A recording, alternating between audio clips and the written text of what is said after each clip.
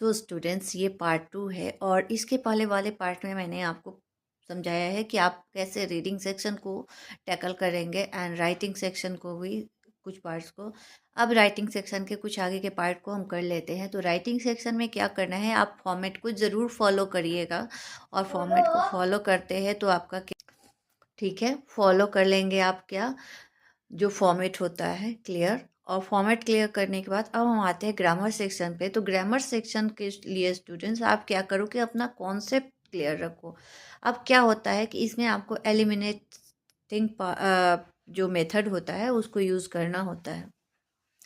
अब क्या होता है, जैसे आपको रिपोर्टेड स्पीच मिलता है तो वहाँ पर क्या करेंगे, आप चेक करेंगे। अब जैसे क्या होता है, रिपोर्टेड स्पीच में सेंटेंस के 2 पार्ट्स होते हैं। First one is reporting verb and second one is reported speech. तो रिपोर्टेड स्पीच में आप क्या चेक कर लेंगे, टेंस को।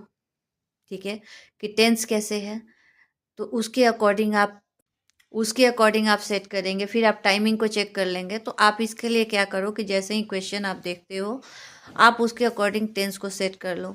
उसके बाद जो रिपोर्टिंग वर्ब होता है उसको चेक कर लो।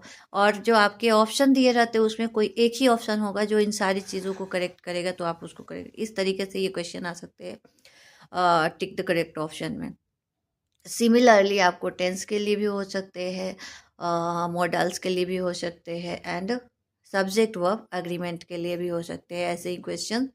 तो आप क्या करो कि इसमें एलिमिनेटिंग मेथड को यूज़ करो, जिससे आपको क्लियर हो जाएगा। और इसके लिए इम्पोर्टेंट है कि आप अपने कॉन्सेप्ट को पर फोकस करो, आप ऑप्शन की तरफ नहीं देखो।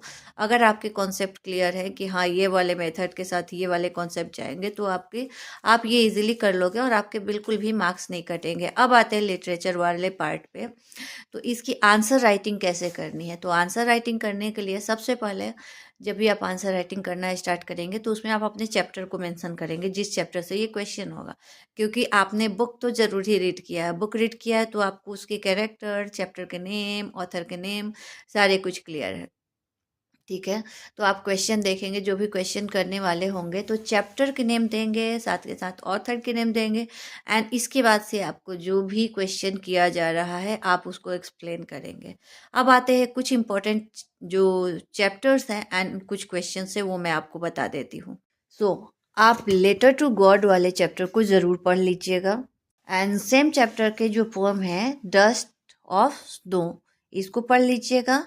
नेल्सन मंडेला जो चैप्टर है उसको पढ़, द बॉल पेन को पढ़ लीजिएगा।